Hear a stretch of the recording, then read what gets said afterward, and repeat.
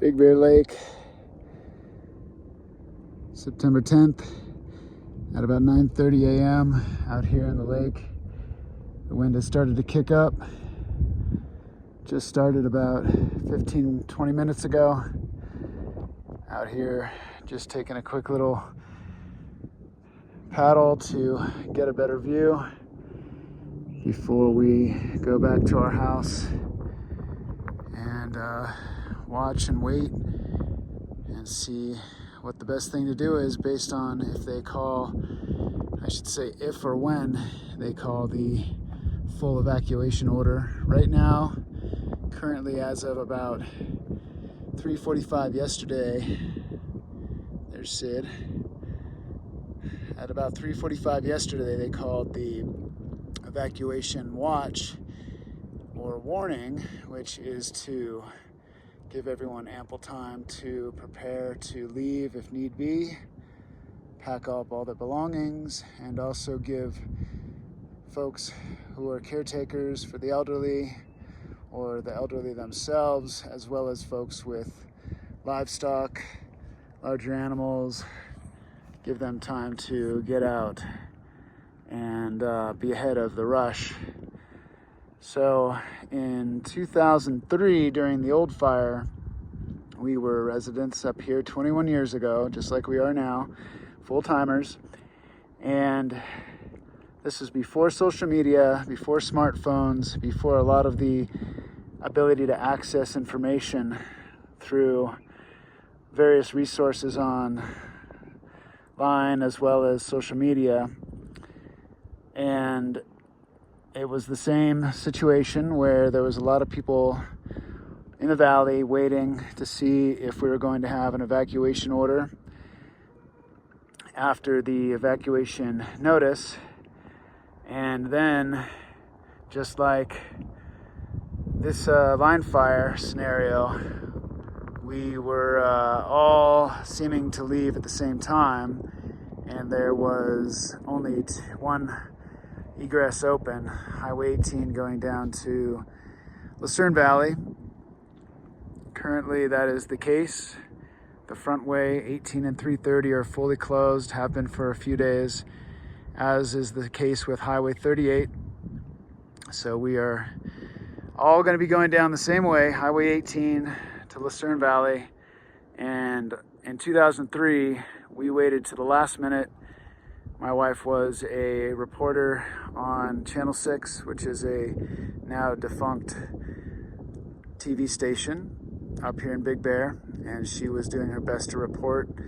But basically, everyone found out about the evacuation full valley-wide at the same time through KBHR, which is the radio station. That was the main source, other than Channel 6, for the information on the fire. And everyone left, and it took 4 hours to get down the hill to Lucerne Valley. It was bumper-to-bumper traffic, and it seems like there's a lot of people who have not left yet. We just drove through town. It seems to be somewhat business as usual with landscapers landscaping, people coming and going, but there is a lot less traffic, I must say, as well as a lot of businesses being closed. So at this point, I think after we're done out here on the lake, which is only going to be for a few more minutes, we're going to go back home and watch and wait, but maybe beat the rush by leaving before the majority of the residents and people up here do.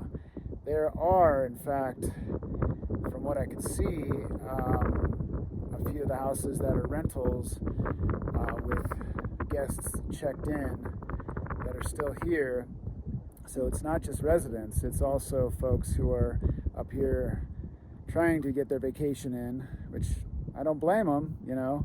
If it's not fully blocked off, then might as well give it a shot. But at the same time, if they're not ready to go at a moment's notice, that is quite foolish and foolhardy to think about their safety and their family's safety, as well as the additional traffic on the road that will make things further complicated.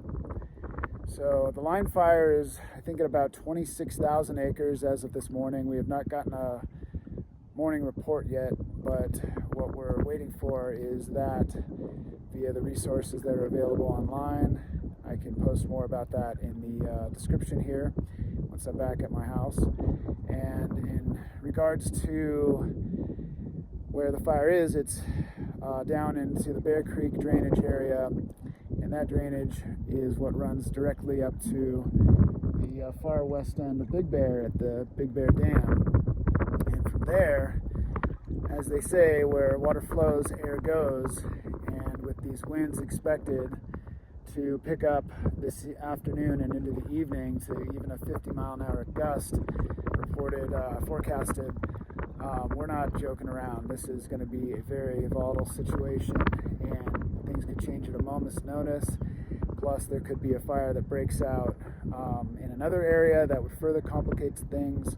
Right now, Southern California is dealing with many fires, including a couple of other large ones. I can't say that this is the largest one or the one that has the most focus, but I think it is currently threatening the most structures. So they're hitting it with all they can with, I think, upwards of 2,000 personnel. I'm not sure how many tankers and engines and dozers are on the scene right now, but it's been increasing throughout the days since this fire broke out middle of last week. And it started off so small down in Highland, mainly threatening the houses in Highland, and then quickly grew to 700, then 1,700, then 17,000 acres, and stalled out a little bit because of the rain we had, which was very much a wonderful thing. But now, with the rain gone away, the humidity down low again, and these winds picking up and forecasted to be even stronger as the day goes on, it's turning into a very, very scary situation that we must monitor by the minute. And as a result, it's probably best for people to consider leaving early before it's the time when the majority of people will be leaving after the evacuation, the full evacuation notice is given.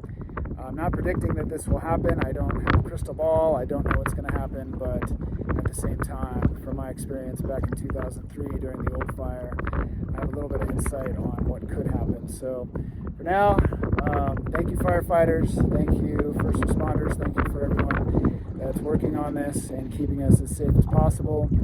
And to all the residents of Big Bear, stay safe, do the right thing, don't stay behind, and get off the hill so we're not in the way of the firefighters. If the fire truly is going to get into Big Bear, this is going to be devastating, but we can only pray and hope and think good thoughts and send good vibes.